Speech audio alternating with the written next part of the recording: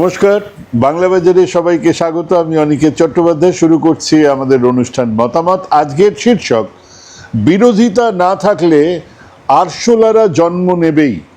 হ্যাঁ, বিরোধিতা যদি না থাকে সেই জায়গায় আরশোলারা জন্ম নেয়।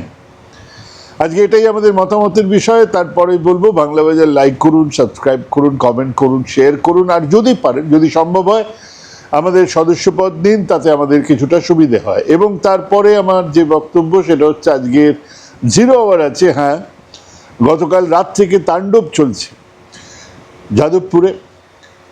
তার পেছনে কারণটা কি, সেই কারণ নিয়ে আজকে আমাদের আলোচনা।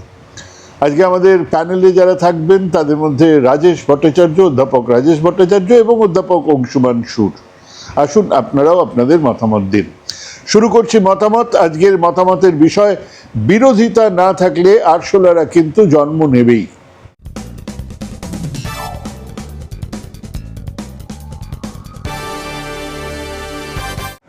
বাংলায় সরকারে বিজেপি, বিরোধিতায় খেয়ে এক অদ্ভুত সময় কাটছে আমাদের এই বাংলায়। আমরা গর্ব করতাম আমাদের শিক্ষা দীক্ষা সংস্কৃতি আর আমাদের রাজনৈতিক সচেতনতা নিয়ে। তো 10-এর উপরে 17 কাটি গর্ব ছিল আমাদের। সেই বাংলাতে পৃথিবীর একমাত্র সরকার চলছে যেখানে বিরোধী দল বিধানসভাতে কথা বলার পরে সরকারি দল হাততালি দিচ্ছে। বিরোধী দলনেতা ভবানী ভবনে গিয়ে দলের নেতার কেচ্ছা ফাঁস করছেন। বিরোধী দলনেতা সাংবাদিক সম্মেলন ডেকে দলের সর্বভারতীয় সম্পাদকের অর্থনৈতিক কেলেঙ্কারি ফাঁস করে দিচ্ছেন। পৃথিবীর একমাত্র বিরোধী দল বা ব্লক যেখানে চলে গেলেই শাসক দলের তরফে অন্তত জেলে পুরে না রাখার, অন্তত নতুন করে মামলা না দেবার, অন্তত রাস্তায় ঘাটে মারধর না করার, অন্তত ঘর থেকে বের করে ডিম ছুঁড়ে না মারার গ্যারান্টি দিয়ে রেখেছেন। একে মোদিজির গ্যারান্টি না বললেও মুখ্যমন্ত্রীর গ্যারান্টি তো বলাই চলে। অথচ রাজ্যে একদল ক্ষমতায় এসেছে 45% ভোট পেয়ে। সম্মিলিত বিরোধীদের ভোট এখনো 55%। সরকারে থাকা শাসক দল আপাতত নিশ্চিন্তেই আছেন। বিরোধিতায় কুণাল ঘোষ, বিরোধিতায় নওশাদ সিদ্দিকী, দুজন কংগ্রেসের এমএলএ আর একজন সিপিএমের। গল্প শেষ। রাজ্যে রাজনৈতিক পালাবদল হলো। আমাদের কাছে আচমকা, অপ্রত্যাশিত মনে হলো। এমন তো নয় যে পালাবদল হবেই না, চিরটা কাল একটা দল শাসন চালিয়ে যাবে। সে তো কোনো গণতন্ত্র হতে পারে না। তো সেই কালের নিয়ম মেনেই পালাবদল হয়েছে। এসআইআর ছিল, 25-30 লক্ষ মানুষের ভোট বাতিল ছিল তো কাউন্টিংয়ের দিনে কিছু ঘটনা। কিন্তু সেগুলোও তো রাজনৈতিক দাবারি চাল। ক্ষমতা থাকলে সেদিনই রাস্তায় বসে যেতেন মমতা বন্দ্যোপাধ্যায় বা বাম বিপ্লবী নেতারা। 30 লক্ষ ভোট বাতিল চলবে না, তা নিয়ে আমরা ভোট হতে দেব না। কেন রাস্তায় বসেননি? তৃণমূল ভেবেছিল এরপরে আমরাই আসবো, বামেরা ভেবেছিল এবারে তো ডিসিসিভ ফ্যাক্টর আমরাই, জনা 30-40 নিয়ে পূর্ণ কর্তৃত্ব। কংগ্রেসও সেরকম, সেটা তো হয়নি, এসেছে বিজেপি। কিন্তু তারপরে রাজ্য জুড়ে হকার উচ্ছেদ হয়েছে, করা গেছে একটা যন্তর মন্তর, বাধ্য করানো গেছে সরকারকে, বলানো গেছে যে না ভাঙা যাবে না। মোটের ওপরে কাজ ছেড়ে তারা এখন অ্যাসেস করছেন।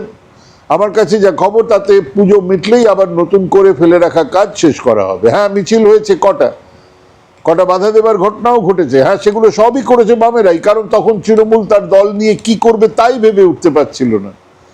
সকালে যে নতুন কমিটির কথা ঘোষণা হয়েছে, বিকেলে তারা ঋতপন্থী হয়ে গেছে। বিকেলে যিনি এসে মমতার হাত ধরে কত কথা বলে গেলেন, তিনি পরের দিন বিদ্রোহী। নেই তো ঋতব্রতদের সঙ্গে তৃণমূলের সমর্থক কর্মীরা, কিন্তু তারা রাস্তায় নামবেন কি করে? চলছে মারধর আর ডিম থেরাপি। হ্যাঁ, মিডিয়াও এখন এই নোংরামোকে থেরাপিই বলছে। কাজেই ঘরের প্রতিটা দেওয়ালে মমতার সঙ্গে ছবি, অভিষেকের সঙ্গে ছবি। কিন্তু আশিস ব্যানার্জি যোগ দিলেন ঋত তৃণমূলে। ওদিকে বাংলার বিবেক কণ্ঠস্বর শ্রমিক ভট্টাচার্য বারবার বলে চলেছেন এটা নাকি বাংলার সংস্কৃতিই নয়। আফটারঅল মুখ্যমন্ত্রী তার গাড়িতে গোবর কাদা ছোড়া, ডিম ছোড়াটা কোনো সংস্কৃতিই নয়, গুন্ডামি। কিন্তু তিনি বলেই যাচ্ছেন, ওদিকে যা হবার তা হয়েই যাচ্ছে। জানি না এটা গট আপ গেম কিনা, নাকি উনি কেবলই বিবেকের ভূমিকায় বিবেকের ভূমিকায় অভিনয় করে যাচ্ছেন, জানি না কি। উনি বলছেন এগুলো উচিত নয়, কিন্তু দল সেটাই করে যাচ্ছে, দলের কর্মীরা সেটাই করে যাচ্ছে একেবারে লাগাতার। প্রতিদিন উনিও বলছেন, প্রতিদিন ঘটনাও ঘটছে। ধর্ষণের অভিযোগ এলো স্বরূপ বিশ্বাসের বিরুদ্ধে। সেই অভিযোগকারিনী জানিয়ে দিলেন না এমন কিছু হয়নি। ক্ষমতা চলে যাবার 3 দিনের মধ্যে রাজ্যের সংস্কৃতি জগতের সবচেয়ে বড় ভিলেনের জামিন হলো নিঃশব্দে। তৃণমূল জামানাতে সব থেকে বেশি অভিযোগ যাদের নামে, দুর্নীতির সবচেয়ে বড় দায় যাদের, সেই তারা একেবারে এক কঠিন সুরক্ষা কবচ নিয়ে জেল হাজত এড়ালেন। কদিনের মধ্যে গোডাউন ভাঙলো, গত পরশু আগুন লাগলো নিউ মার্কেটে, এলাকার হোটেলে। মেয়রের নামে কোথাও কোনো কথা শুনেছেন? কোনো অভিযোগ না, শুনেননি। মানে এক ব্যবস্থা করা হলো যাতে মূল বিরোধী দল, যারা মানুষের 41% সমর্থন পেয়েছিল, যাদের 80 জন এমএলএ ছিল, যাদের মাথায় এক ফায়ার ব্র্যান্ড লিডার ছিলেন, সেই বিরোধী দলকে তাদেরই খোঁড়া গর্তে ফেলে অকেজো করে রাখা হলো। এক বিরোধী দল যা আসলে বিরোধী নয়, এক বিরোধী দলনেতা যিনি মুখ খুললেই সরকারের থাকা শাসক দলের আমোদ হয়, মজা হয়। কংগ্রেস রাজ্যের এদিকে ছুটছে, ওদিকে ছুটছে, কিন্তু ওই ছোটটুকুই সার, কোথাও কোনো সারা শব্দ নেই। 2-4-5 জন যোগদান ইত্যাদি কোনো প্রভাবই ফেলে না, যদি না একটা দল মানুষের কাছে প্রয়োজনীয় ভরসাস্থল হয়ে ওঠে। দেশের অন্য প্রান্তে দেখুন না, কংগ্রেস তো খুঁজে পেয়েছে তাদের সমর্থন। রাহুল গান্ধী যাচ্ছেন, মনে হচ্ছে পিএম ইন ওয়েটিং। হ্যাঁ, দিল্লির সাংবাদিকরা বলা শুরু করেছেন রাহুল আজ নয়তো কাল প্রধানমন্ত্রী হচ্ছেন। আর এখানে কংগ্রেসের ধারণা তারা সংখ্যালঘু ভোট পেয়েই যাবে, তারা বিজেপি বিরোধী ভোট পেয়েই যাবে। একই অবস্থা বামেদের, তারা আছেন রাস্তায়, তাদের বিরুদ্ধে দুর্নীতির অভিযোগ নেই, ব্যাস এই পর্যন্ত। বিজেপি বিরোধী 55% ভোটের বিরাট অংশ তারা পেয়ে যাবেন, এরকম দিবাস্বপ্ন না দেখাই ভালো। আইএসএফ তার নিজস্ব ডেরাতে আছে, বড়জোর 2-4টে পকেট, কিন্তু আদতে ওই ভাঙড়, দক্ষিণ 24 পরগনা, উত্তর 24 পরগনার কিছু সংখ্যালঘু অঞ্চলেই নড়াছড়া। এবং এরকম একটা সময় ভারী নিশ্চিন্ত রাজ্য বিজেপি এবং বিজেপির সরকার। কিন্তু এই বিরোধী শূন্য অবস্থা, এই শূন্যতার মধ্যেই কিছু অশনি সংকেত আছে, বেশ কিছু সিগন্যাল আসছে যা বিজেপিকে খুব কম সময়ের মধ্যেই এক সাংঘাতিক বিপদে ফেললেও ফেলতে পারে। এবং সেই রাজনীতিটাই আমরা দেখলাম সারা দেশে। নরেন্দ্র মোদী, অমিত শাহ ভেবেছিলেন বিরোধিতা মানে কংগ্রেস, রাজীব গান্ধী, দক্ষিণের কিছু নেতা, সমাজবাদী দল আর কিছু আঞ্চলিক দল যাদের রাজনৈতিক ক্ষমতা আপাতত বেশ দুর্বল। তারাও এক ইডি, সিবিআই, ভিজিলেন্স ইত্যাদি দিয়ে দল ভাঙিয়ে সমর্থন বাড়িয়েই চলেছিলেন। মাটিতে হিসেব আলাদা, মানুষ ভোট দিচ্ছে বিজেপি বিরোধীদেরকে, ওদিকে সংসদে হিসেব আলাদা হয়ে যাচ্ছে। দল ভাঙিয়ে সেই তারাই হয়ে উঠছেন বিজেপি বা এনডিএ। এমন একটা অবস্থা তৈরি করেই ফেলেছিলেন যখন মনে হচ্ছিল সংবিধান সংশোধন, ডিলিমিটেশন বিল, এক দেশ এক ভোট বিল, এসব এখন শুধু সময়ের অপেক্ষা। আমরা তো ভেবেইছিলাম যে সেটা এই বাদল অধিবেশনেই পাশ হয়ে যাবে, কিন্তু বাস্তবে হলো কি, 12 বছরে এই প্রথম রাস্তার আন্দোলনের ফলে একজন ক্যাবিনেট মন্ত্রী, তাও আবার ধর্মেন্দ্র প্রধানের মতো একজনকে পদত্যাগ করতে হলো।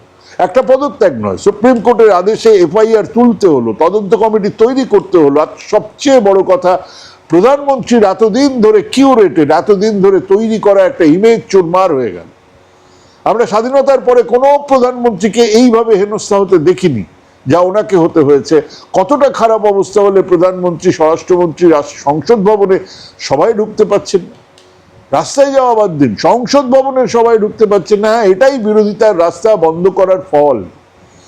বিরোধীরা বহু জিনিস নিয়ে আন্দোলন করেন, মিছিল, মিটিং, সভা সমাবেশ হয়, আর এগুলোর মধ্য দিয়ে মানুষের রাগ, ক্ষোভ, দাবি এই সমস্ত কিছু সামনে চলে আসে, বেরিয়ে আসে মানুষের বিরুদ্ধে, মানুষ বিরুদ্ধে। কিন্তু সংসদে, বিধানসভায় তার প্রতিফলন নেই।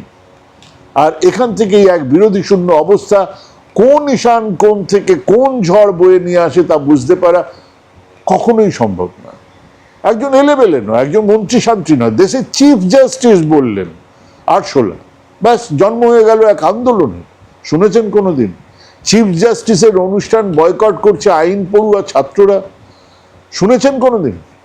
ছাত্ররা কোনো দল, কোনো রাজনৈতিক ঝান্ডা ছাড়াই এক আন্দোলন করে দেশের মানুষের কাছে এক আদর্শ হয়ে উঠছে।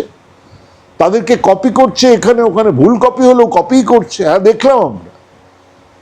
কিন্তু এখানেই শেষ নয়। এই আন্দোলনের ফল কি নেবে ওই আরশোলা জনতা পার্টি? তারা তো বলেই দিয়েছে তারা নির্বাচনে নামবে না, তারা প্রেসার গ্রুপ হিসেবে কাজ করবে। কাজে এই আন্দোলনের পরোক্ষ ফল পাবে সরকার বিরোধী পক্ষ।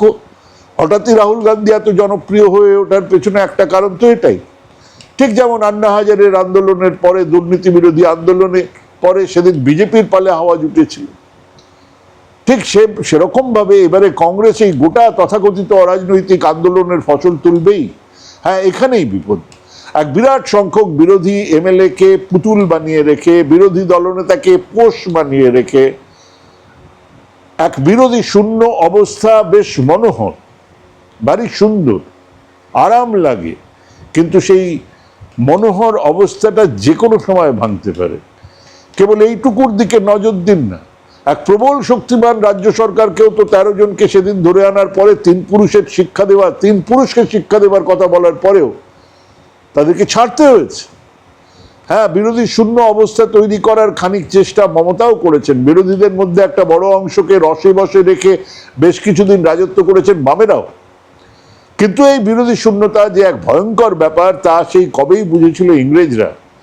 রাশিয়ান বিপ্লবের পরে বুঝেছিল দুনিয়ার ফ্যাক্টরি শ্রমিক, যে দুনিয়ার যে সমস্ত কলকারখানার মালিকেরা, তারা শ্রমিকদের ইউনিয়ন তৈরি করার পক্ষে কথা বলতে শুরু করেছিল, এক বাক্যে শ্রমিক ইউনিয়নের অধিকার মেনে নিতে শুরু করেছিল। কারণ ফ্যাক্টরি চালাতে গেলে বিরোধিতার একটা মুখ বড্ড দরকার। অ্যালান অক্টোভিয়ান হিউম বুঝেছিলেন যে ইংরেজ বিরোধিতার একটা সুষ্ঠু প্ল্যাটফর্ম থাকাটা দরকার, একটা দল, কিছু নেতা থাকাটা দরকার। তিনি খোলা চিঠিতে কংগ্রেস তৈরি করার কথা বলেছিলেন, কংগ্রেস দল তৈরি হয়েছিল। আজ শুভেন্দু অধিকারী এক অনন্ত সুখ উপভোগ করছেন বটে, এক অনুগত বিরোধী দলনেতা তৈরি করে, কিন্তু মানুষের বিরোধিতা তো সেই অনুগত বসংবদ জনের হাতে নেই। এই বিরোধী শূন্য অবস্থায় তার যে কোনো সময়ে যে কোনো চেহারায় বেরিয়ে আসতে পারে। একটা স্ফুলিঙ্গ, একটা দাবানলের জন্ম দিতেই পারে। ভাবুন, ভাবতে থাকুন, ভাবা প্র্যাকটিস করুন। ভালো থাকবেন, সুস্থ থাকবেন। আজকে এখানেই শেষ করছি। নমস্কার।